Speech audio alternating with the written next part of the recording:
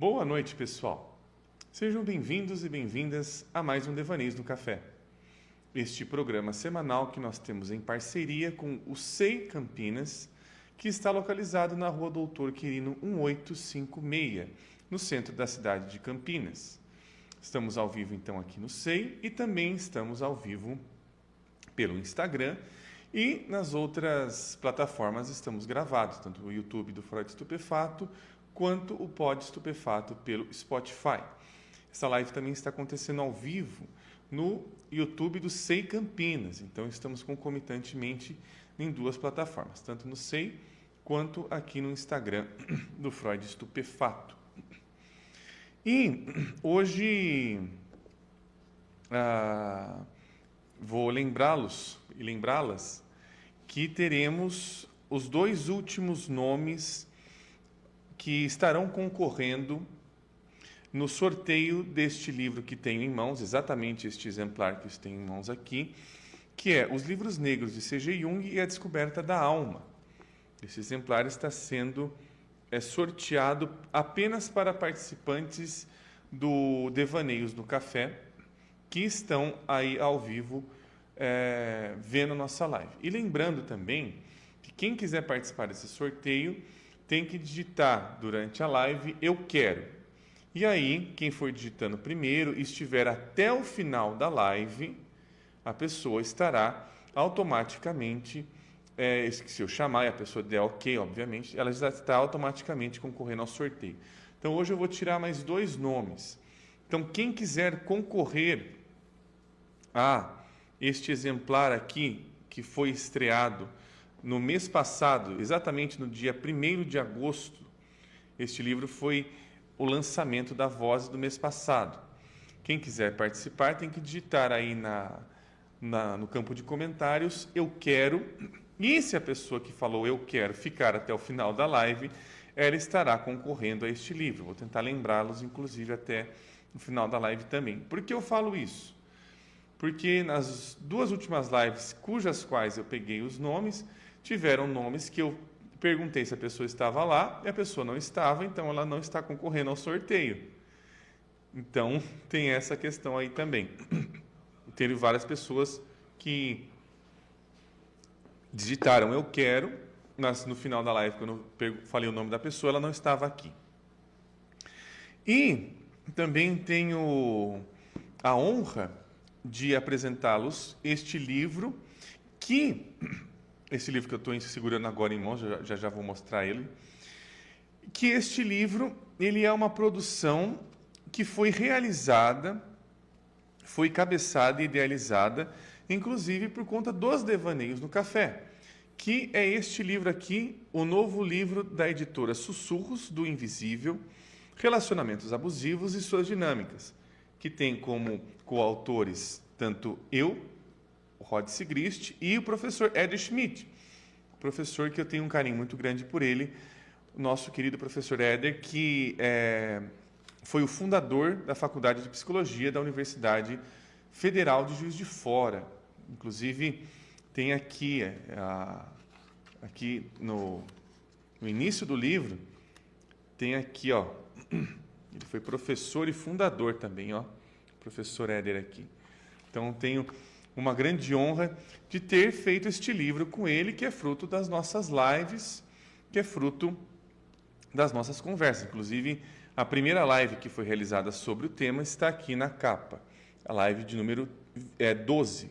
Teve a 32 também, que está aqui, as duas lives sobre o tema de relacionamentos abusivos, estão aqui e vale muito a pena, tá, pessoal? Faço aí uma propaganda, apesar de ser um livro que eu e o professor Eder escrevemos, mas eu estou, inclusive, eu estou lendo ele aqui, estou bem no meio-fim do livro, e o conteúdo dele é muito importante, muito bom.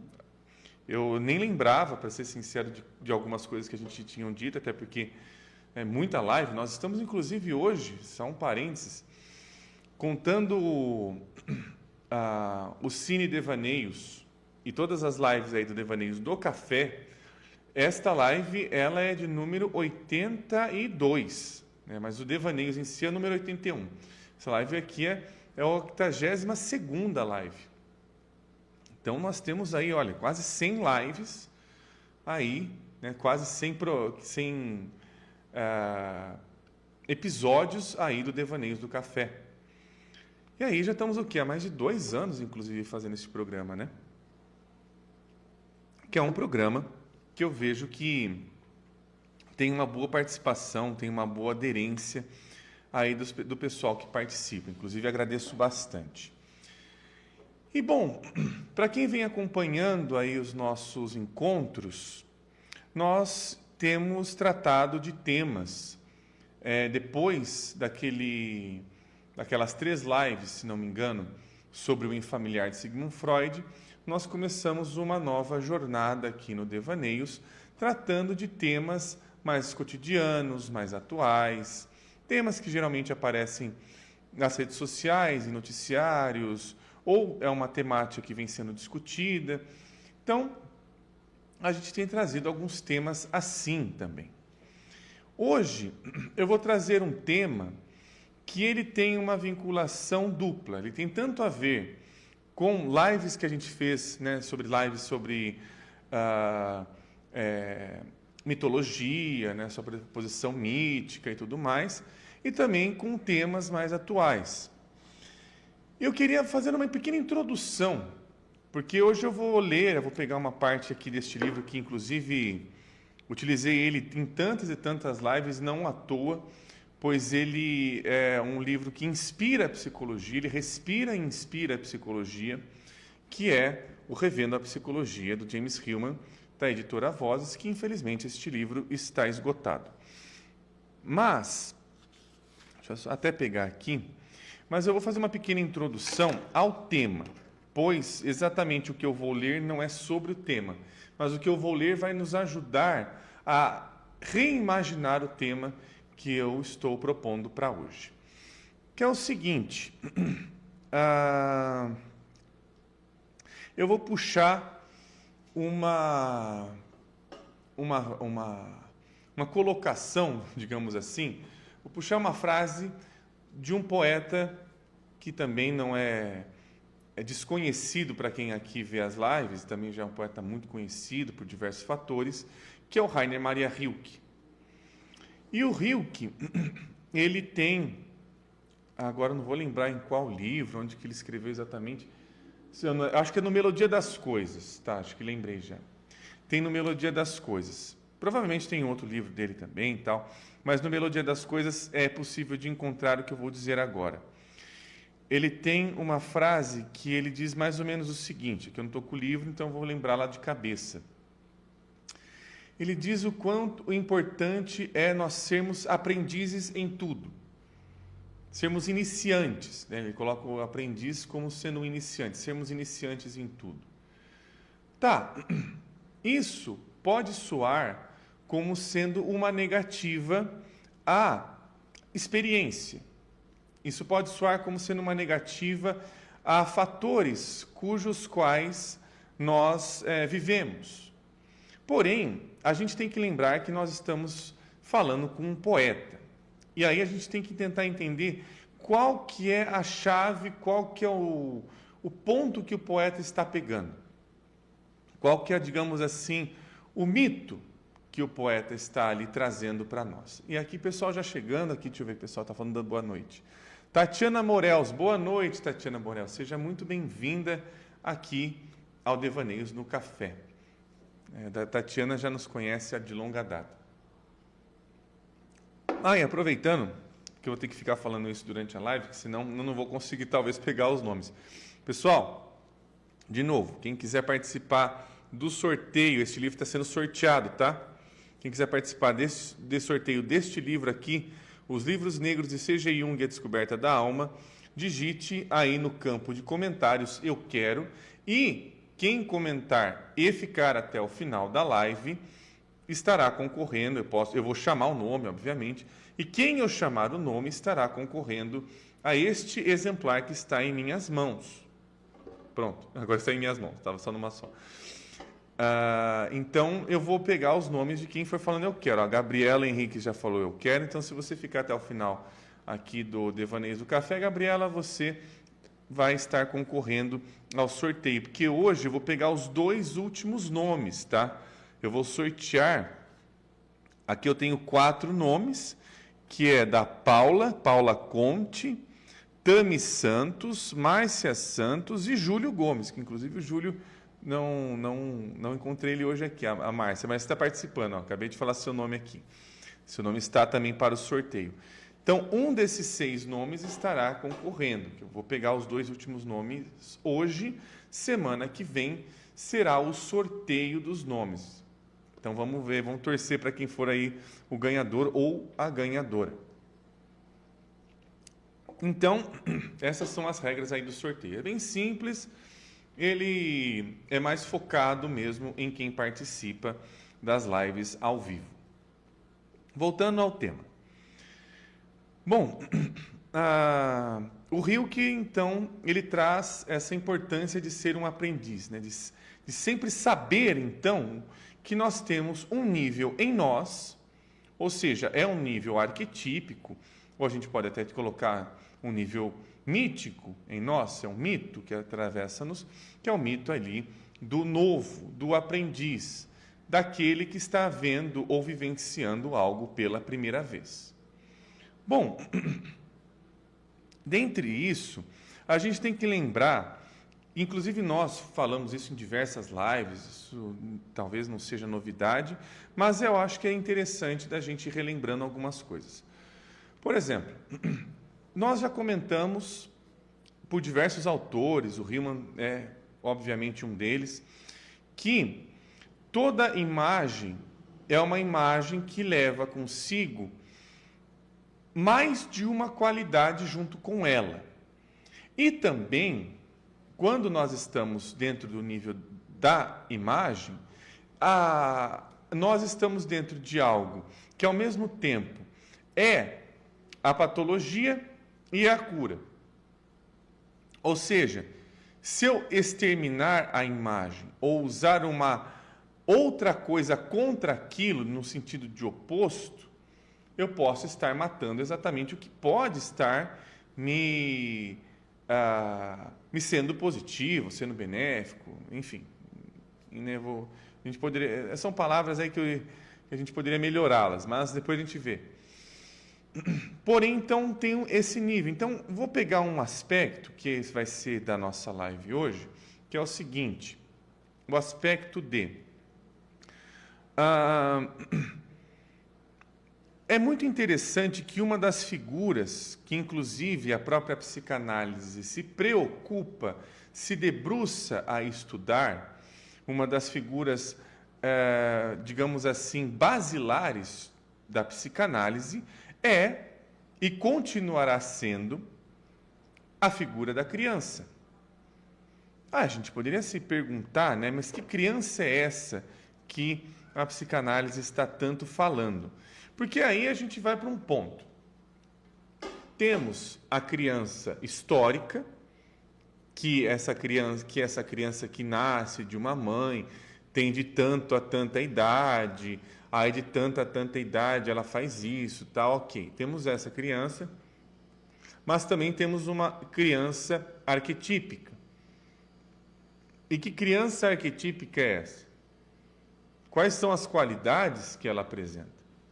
Então, nós podemos colocar aí, então, que dentro da imagem da criança, nós podemos colocar dentre tantas qualidades, as qualidades como é o novo, a gente pode estar falando sobre características de algo novo, nós podemos colocar características de algo que tem um aspecto relacional de inocência, e também, dentro disso, dentro dela, o aspecto da ingenuidade.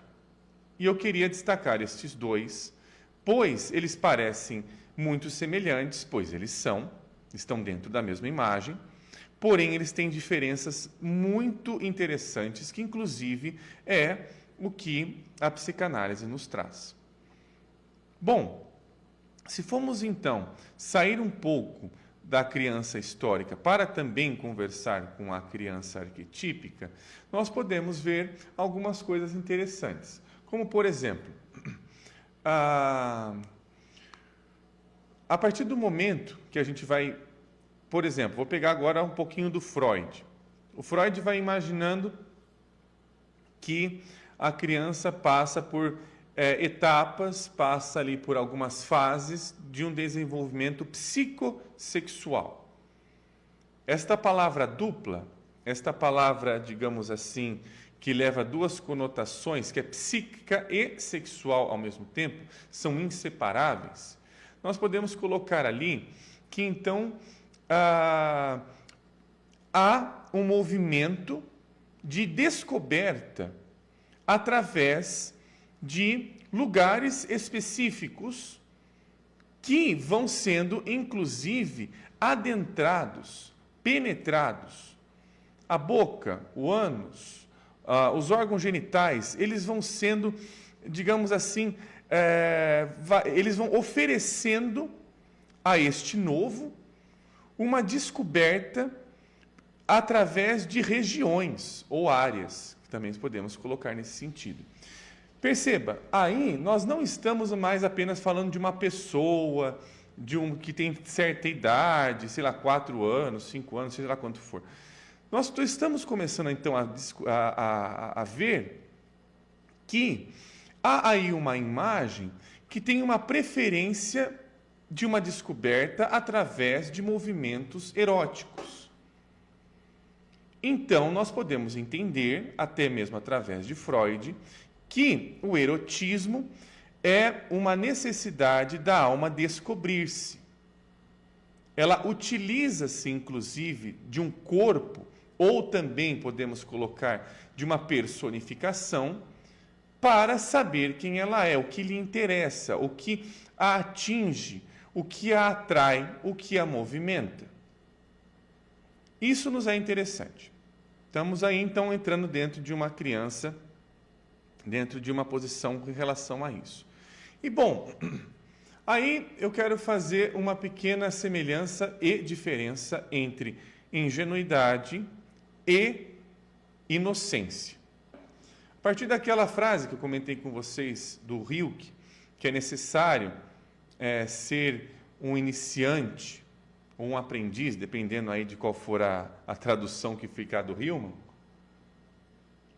a partir desta frase, podemos intuir, através dela, que ela está carregando consigo esse duplo movimento. Porém, vamos colocar assim, uma criança que ela tem este olhar de inocência, mas ela acaba descobrindo uma coisa própria por ela mesma. E aquilo faz efeito, e aquilo tem um efeito na consciência. Por exemplo, um exemplo bobo. A criança vai lá e enfia o dedo na tomada. Exemplo clássico esse. Bom, ninguém falou para ela, nesse caso, que não era para enfiar o dedo na tomada. Até pode ter falado, mas ela foi lá e quis descobrir por conta própria. Então, ela não sabia, ela não tinha corpo suficiente para entender o que significava algumas coisas. Por algum motivo, ela necessitou enfiar o dedo na tomada. Ao enfiar o dedo na tomada, ela levou um choque que doeu bastante. Vamos colocar que essa foi uma dor que atingiu a consciência, despertou a consciência para uma dor, e ela foi acolhida, esta criança, o suficiente para que ela pudesse lidar com essa dor de uma maneira própria, de uma maneira em que ela pudesse trazer a consciência de que enfiar o dedinho na tomada tem as suas consequências perigosas. Então, o que acaba acontecendo? Ela acaba tendo ainda um olhar de ingenuidade, de inocência, porém, uma ingenuidade foi quebrada. Ela já agora sabe, por si mesma, de alguma forma, o que é levar um choque enfiando um dedo na tomada. Porém, todavia, entretanto, Vamos colocar que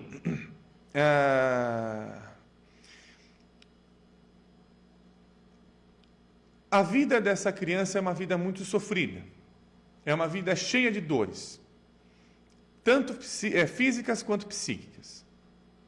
É uma criança, agora estou colocando uma criança pessoa mesmo, real, tá? Para conseguir ilustrar bem a nossa imagem aqui. Vamos pensar numa criancinha real agora, só para imaginar melhor. É uma criança que vive cheia de dores e dores, e chega um momento que aquilo passa a ser tão habitual que é bem como se fosse o nível de uma dor. Quanto mais dor, não é que você está escalonando no nível da dor. O que acaba acontecendo é que quando aumenta o nível da dor, chega a ser a um certo ponto, a dor passa a anestesiar. A dor passa a não surtir mais efeito. Um dos exemplos clássicos que nós temos é a própria morfina. A morfina, que é um remédio potente para retirada de dor, chega um momento que não faz mais efeito. O organismo já não o reconhece mais e por aí vai. Bom, então o que acaba acontecendo?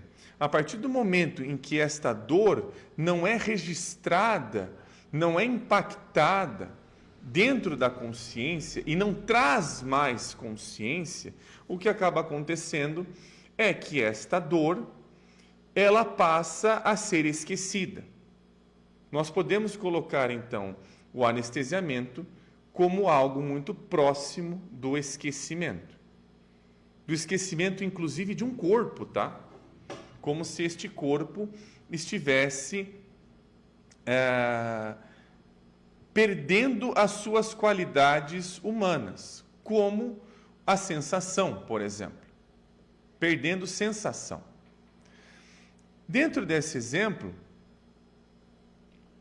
este anestesiamento, ele é propício para que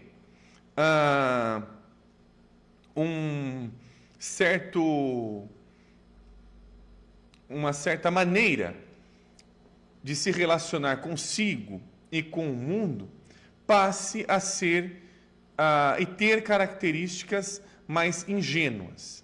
O que seria esta ingenuidade? Um anestesiamento de uma escuta.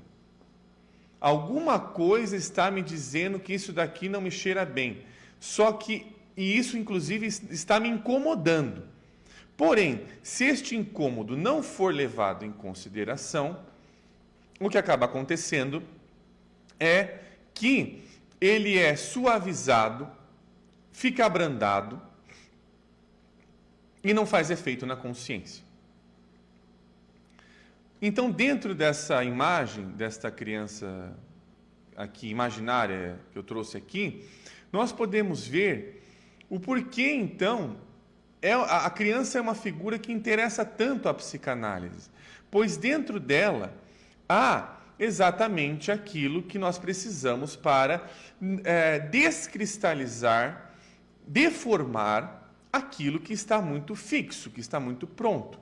Mas, ao mesmo tempo, se os movimentos de descoberta e novidades estiverem sido afetados, se essa criança estiver doente, o que acaba acontecendo é que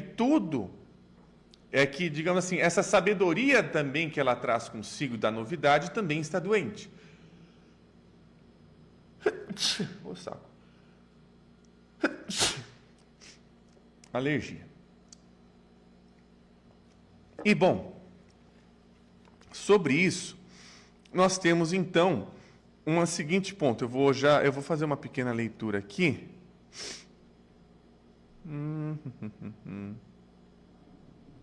Aqui. Daqui a pouco eu vou fazer uma pequena leitura, mas eu queria só encerrar essa pequena introdução que eu fiz, dizendo então o seguinte: quando nós estamos buscando um olhar profundo, um olhar sobre como as coisas são por elas mesmas, nós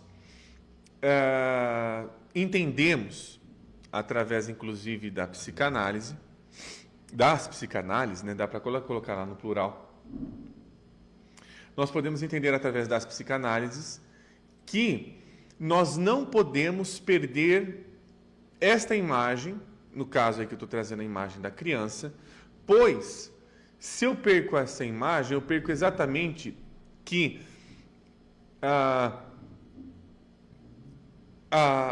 através, né, vamos colocar, a ingenuidade é aquilo que me faz esquecer. E a inocência é aquilo que me faz ver de novo. Essas duas características estão dentro da mesma imagem. E essa imagem a gente está personificando aqui através de uma suposta criança. Ou seja, ela em si contém o próprio remédio e o veneno sobre aquilo que é necessário, sobre aquilo que é a própria necessidade que a alma está trazendo para se reimaginar, para se reinventar, para se colocar em movimento de novo. O Hillman, ele vai trazer esses aspectos míticos, esse olhar mítico, essa maneira de se ver a importância, então, de não se perder este aspecto da alma. Eu vou trazer aqui uma pequena leitura, a gente pode comentar, que está na página 301 e vai até a 303, aqui do Revendo a Psicologia. Deixa eu só ver se para mais aqui. Que ele vai falar... na 304 também tem algumas coisas também, tá? Talvez eu traga um pouco da 304. Vamos ver o tempo que a gente tem hoje. Mas, vamos ver, né? Eu vou ler, eu vou fazer uma pequena leitura para a gente ir inseminando a nossa imaginação. Mas, se alguém tiver alguma dúvida, comentário, sugestão, alguma coisa que pensou durante este movimento, por favor, comente enquanto eu vou estar lendo aqui. E aí, agora, enquanto isso, tem um número desconhecido me ligando. Aqui eu tenho que tirar. Pronto. Estão me escutando, pessoal? Eu tive que tirar um número desconhecido me ligando aqui. A Tatiana Morelso. Essa anestesia pode ser vista como uma forma de sobrevivência psíquica em que há uma desconexão com a realidade aprofundada no inconsciente? Sim. Uma ótima pergunta, inclusive, Tatiana. Porque sim, isso é uma forma, sim, da psique se defender. A anestesia é uma maneira da psique se defender. Só que o que acontece? Vou pegar neste exemplo ali que eu dei, nessa criança que sofreu muito. Naquele momento em que ela está sofrendo, sim, ela está sendo anestesiada. Digamos assim, esse sofrimento está cada vez mais e mais e mais constante. Claro, isso é uma defesa. E claro, sendo uma defesa, isso é extremamente necessário. Não estou colocando que é algo que tem que ser descartado. A gente tem que lembrar que a gente está dentro de uma psicanálise. A última coisa que a gente faz aqui é descartar alguma coisa. A gente, na verdade, reivindica a consciência daquilo que a gente está buscando. Então, o que acaba acontecendo? É uma sobrevivência psíquica. Porém, a partir do momento em que todas as coisas, digamos assim, agora fica invariavelmente, todas as coisas me fazem sofrer. Todas as relações me fazem sofrer. Não é a relação que eu tive lá no meu bairro, na casa da minha avó, na casa da minha tia. Não, são todas as relações. É uma coisa que vira aí um aspecto generalizado. O que acaba acontecendo? Isso passa a mortificar a psique a não reconhecer lugares diferentes. Ela sempre volta para o mesmo lugar, sempre para essa casa imaginária, ou para este bairro imaginário aqui que eu estou colocando como exemplo. É um aspecto de sobrevivência para aquele lugar. Porém, se não há percepção de que, opa, tá vendo? Qual que é a diferença desse lugar para esse? Qual que é a diferença dessa casa para essa? Olha, aqui parece que tem um tipo de acolhimento, outro que ali não tinha. Ou seja, a gente está tentando trazer ali. Mas nós estávamos falando do seguinte, da imagem da criança.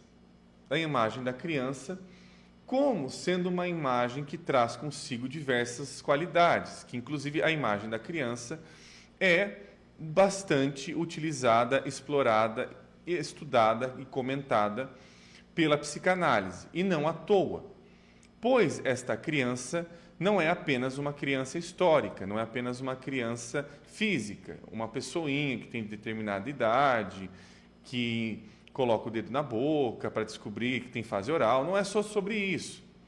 Nós estamos também vendo esta criança no seu aspecto mítico, quais são as qualidades, quais são as características, todas que ela traz junto consigo, e que estas qualidades podem estar trazendo com ela tanto o aspecto do patologizar, que o patologizar é um sofrimento e ao mesmo tempo uma deformação daquilo que nós chamamos de realidade, e ao mesmo tempo ela traz consigo um olhar outro, um aspecto que nós, digamos assim, traz uma perspectiva que até então não estava sendo vista.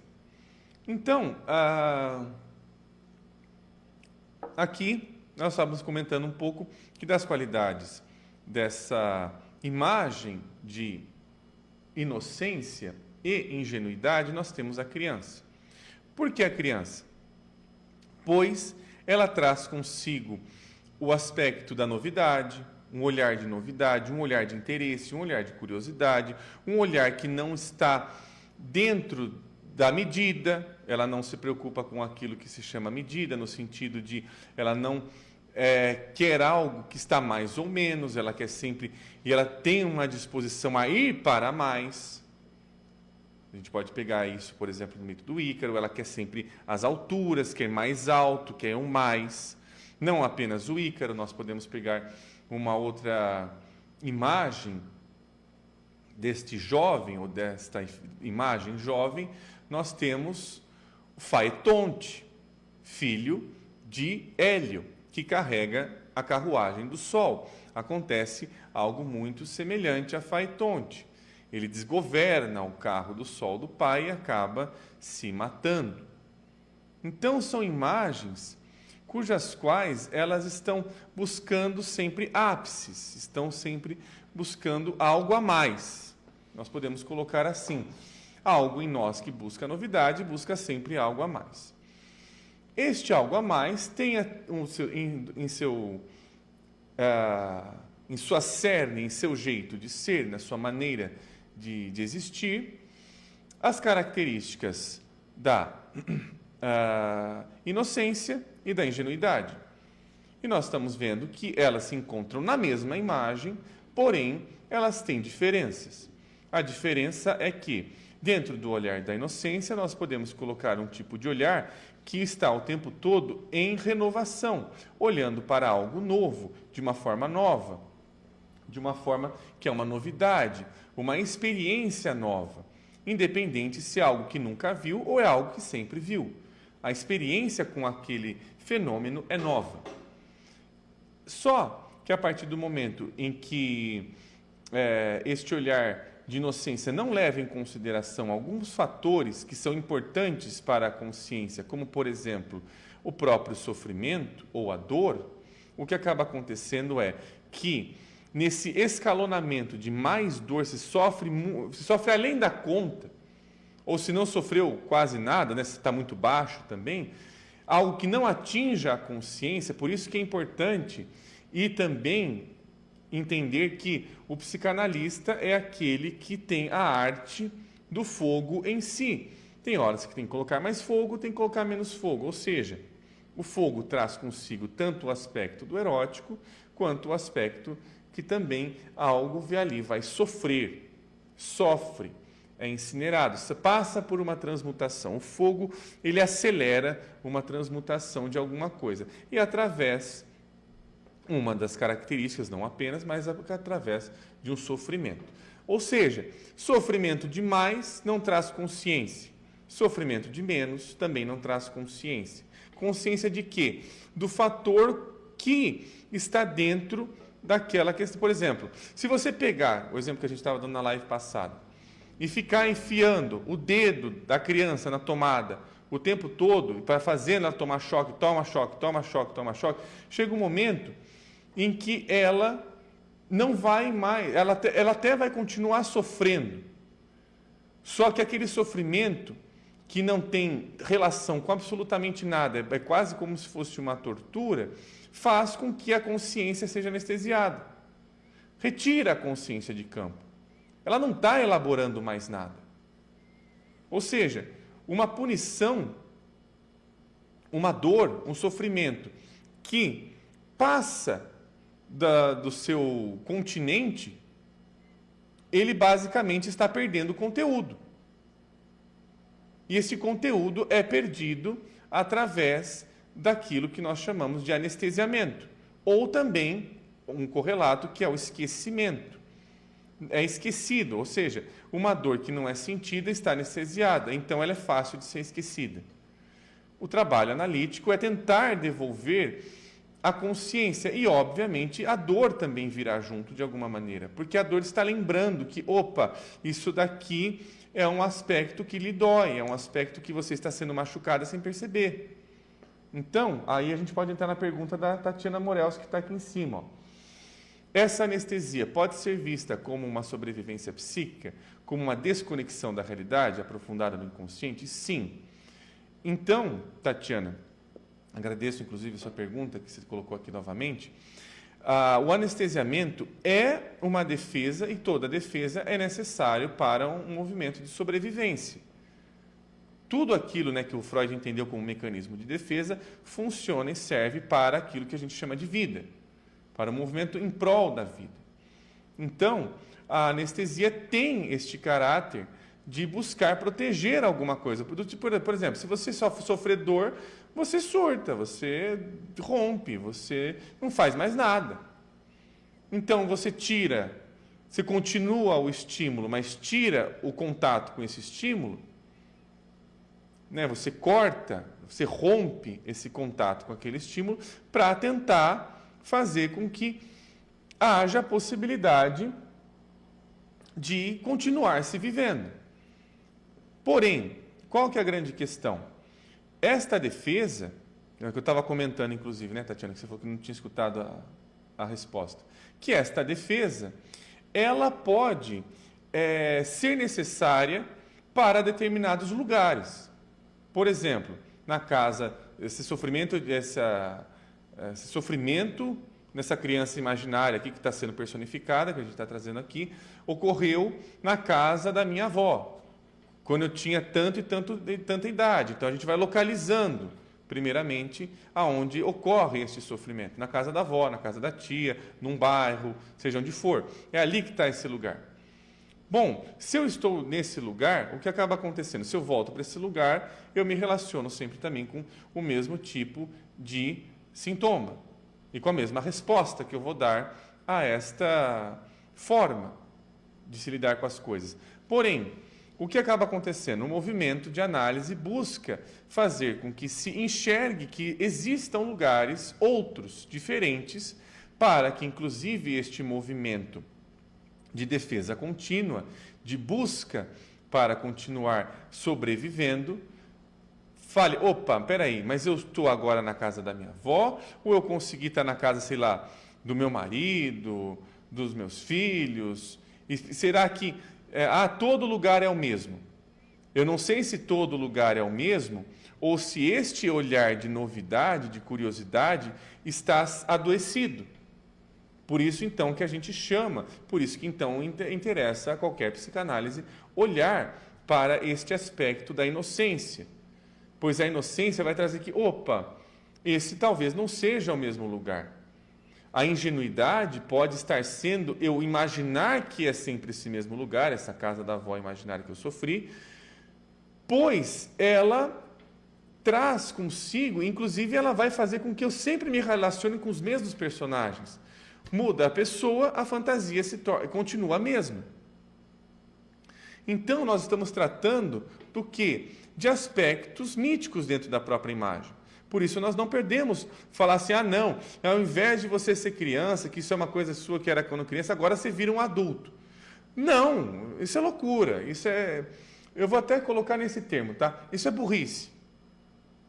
dentro de uma perspectiva que nós estamos buscando os níveis inconscientes, falar para a criança que ela tem que crescer, tem que trabalhar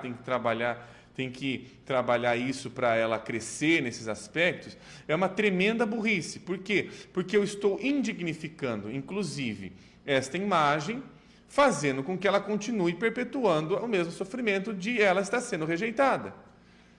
Dela estar dizendo que ela não tem autonomia, ela não tem vontade própria. O que acaba acontecendo, ela sofre mais. E sofrendo mais, ela entra pela porta dos fundos, ou seja, pelo próprio inconsciente. Quando eu não estiver atento, é ali que ela vai aparecer mais vezes. Atento no sentido de em vigília. Bom, consegui, acho que fazer um resumo. Consegui resumir em meia hora que eu tinha falado de live em 10 minutos. Que bom. Fui ter que correr um pouquinho. Mas, olha só, aí agora como eu posso ler esses trechos que estão aqui no Revendo a Psicologia, este livro fantástico aqui do James Hillman, que a gente já tem acompanhado ele em diversas lives. Aqui na página 301, último parágrafo, ele vai dizer exatamente o que a gente está dizendo agora, que esta criança não é uma criança real, é uma criança da fantasia. E ele diz aqui, lembrando que a teoria freudiana da sexualidade infantil não... Aí ele coloca aqui, ó, não está baseada diretamente na criança empírica. Freud nunca analisou crianças, e as memórias da infância que confirmaram sua teoria foram tiradas de adultos, cujas reminiscências eram ficções ou mitos, ou seja, percepções das expressões, ao invés de literais percepções das coisas. Ou seja, olha que interessante, ele está dizendo que até mesmo o próprio Freud, que se interessa por um movimento da psicanálise, entende que o que está presa é a percepção das expressões. O corpo está preso, a maneira de sentir está presa, a maneira de se expressar está cristalizada.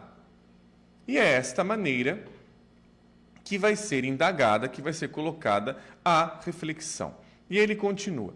A figura de um infante perverso polimorfo, que é apresentada em seus 3 ensaios sobre a teoria da sexualidade, é, portanto, uma criação mítica, em oposição à criança empírica, literal e factual.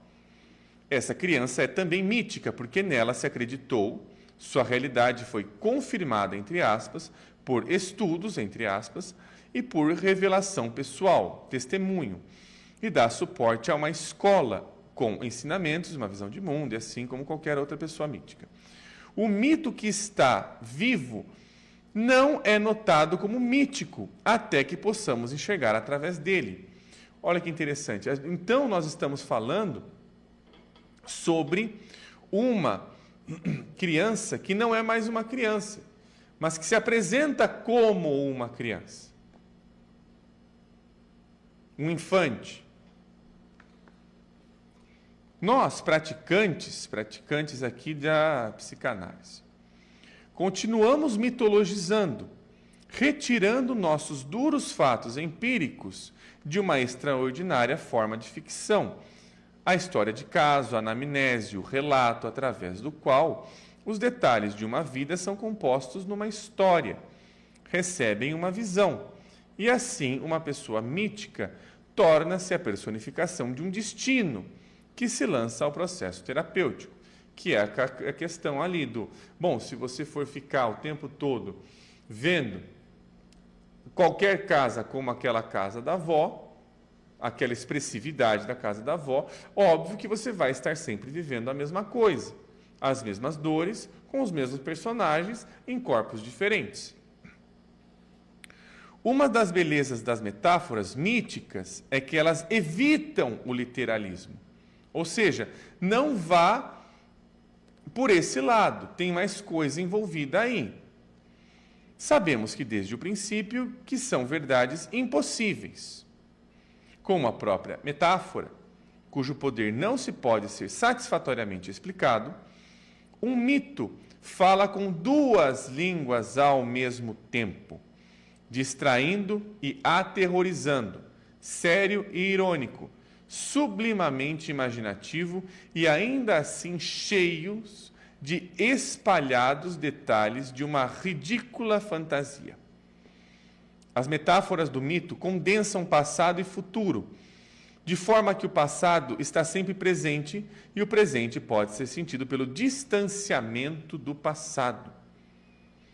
Os mitos também tornam particulares concretas em universais, tornam particularidades concretas em universais, de forma que cada imagem, cada nome, cada coisa minha, quando experimentada miticamente, assume um sentido universal. E todos os universais abstratos, as grandes ideias do destino humano, são apresentadas como ações concretas.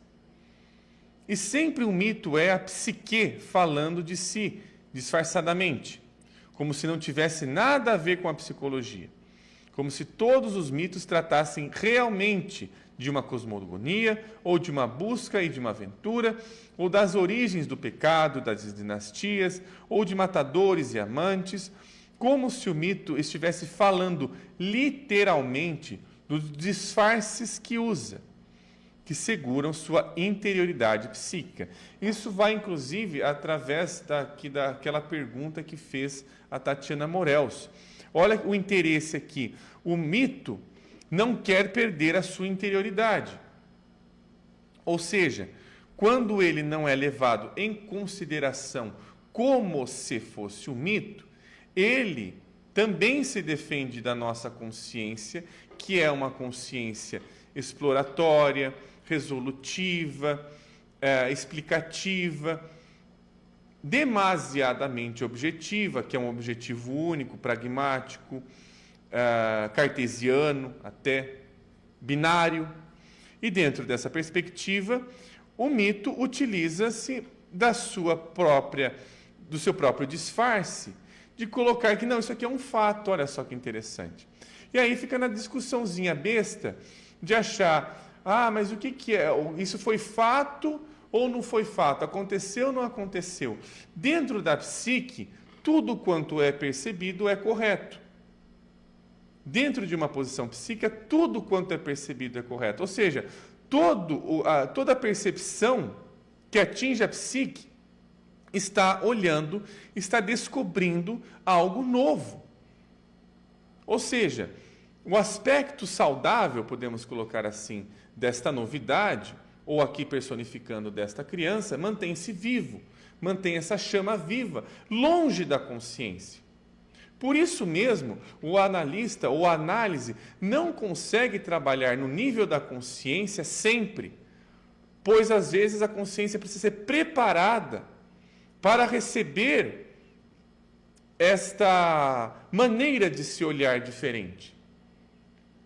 Para nós olharmos alguma coisa diferente, ela precisa ser preparada, ela precisa ser iniciada, ela precisa passar por uma introdução. Senão, o que acaba acontecendo? A gente corre o risco de estar sempre vendo as mesmas coisas nos mesmos lugares, com pessoas diferentes, mas sempre a mesma coisa, sempre vivendo e repetindo, sem a possibilidade de elaboração. Então, consegui talvez resumir um pouquinho a nossa live. Desculpa, viu, pessoal, teve esse problema aí. Eu não sei porquê, foi alguma coisa aí, porque eu já tinha bloqueado esses números aí que ficam fazendo essas ligações ruins aí. E aí que perdeu o som, o receio era perder o som. Mas da próxima vez, talvez, se eu não clicar no negócio, eu não perco o som. Eu vou tentar fazer isso, deixar o número tocar e tudo mais e tal. Mas peço-lhes desculpas aí. Mas eu acho que eu consegui resumir. Bom, vou fazer uma pergunta, porque esse é um tema que dá para ser desdobrado em diversos outros fatores. Né? Eu estou na página 301 e 302 aqui do Revendo a Psicologia. Pergunto a quem estiver ao vivo agora se vocês querem uma parte 2 para estar melhorando né, desenvolvendo mais esse tema. Se vocês quiserem aí, por favor, comentem. Se não, quem comentar, eu vou entender que a gente passa para um outro tema, tá? Então, eu vou deixar isso aberto e agora eu vou chamar os nomes das pessoas que colocaram ali eu quero, e quem falar eu quero e ok, der ok, estiver aqui no final da live, vai estar concorrendo os 2 nomes que eu der agora, tá? A Gleide está dizendo sim. Então, temos uma pessoa que está interessada. Se tiver 3 ou mais aí, pelo número de pessoas que estão participando, aí a gente continua o tema na semana que vem, tá? A Valéria também, só então, eu sempre quero. Então tá, semana que vem a gente continua. Eu vou fazer uma introdução novamente ao tema e eu vou trazer algumas coisas interessantes a respeito dele também. A Nina Barcelos eu quero. Então a gente vai continuar o tema assim na semana que vem. Perfeito, ótimo, pessoal. Agora, então nós vamos agora partir para o sorteio. Quem que vai continuar? Quem vai continuar? Que eu li aqui sem querer. Quem que vai participar aqui? Deixa eu ver aqui em cima os nomes. Eu vou falar os nomes aqui, tá, pessoal? Que eu falou eu quero. Gleide Rodrigues. Gleide Rodrigues, se você estiver online e disser ok, você está participando do sorteio deste livro aqui, do Livros Negros de Jung e a Descoberta da Alma. E editora Sussurros do Invisível, também. A Vivian também. Então, Gleide Rodrigues, editora Sussurros do Invisível, que é a Vivian, são os 2 nomes. Vamos ver se deram ok aqui embaixo. A Gleide deu ok, então a Gleide vai estar... É o penúltimo nome, hein, Gleide? Olha só. Gleide. E agora... ok, então ok, a Vivian também. Perfeito. Então, temos os 6 nomes aqui. Então, quem não vai participar do sorteio, pessoal, vai ter mais sorteios, tá? Então, eu não peguei o nome, sempre acompanhem aí a página, pois ela vai dar sempre novos sorteios. A gente pode ver outros livros a serem sorteados também. Essas promoções que nós temos aqui para quem participa ao vivo aqui do Devaneios no Café.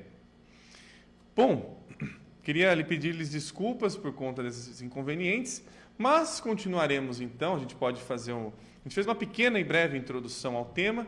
Continuamos na semana que vem. A Nina falou, eu falei. É que eu só posso. Que a regra do sorteio, Nina, são 2 nomes só. Se alguém desses 2 nomes não tivesse falado ok, eu ia passar para os próximos que tivessem falado eu quero. Então a regra é essa, mas a gente vai fazer outros sorteios de outros livros, tá?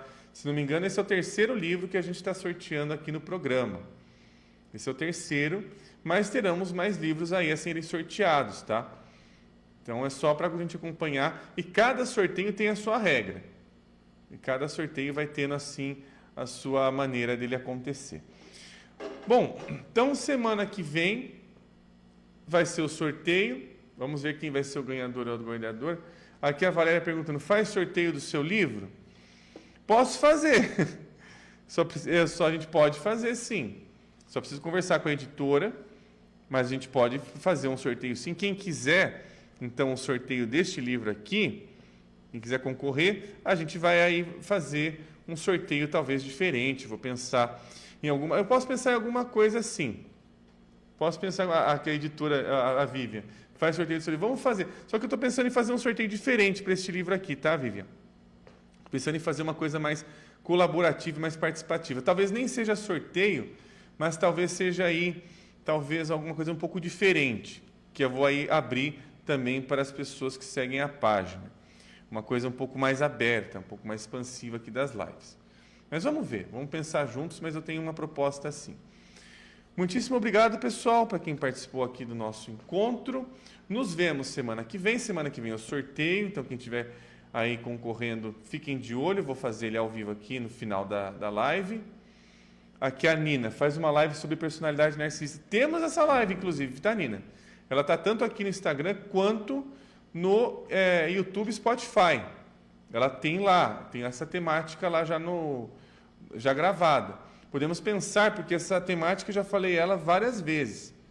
Então, estou tentando trazer algumas coisas novas, inclusive essa questão da ingenuidade e da inocência que estou buscando aqui conversar com vocês. Mas tem no YouTube essas temáticas, mas se vocês tiverem alguma coisa mais específica sobre a temática para a gente conversar, a gente pode estar trazendo aqui sim.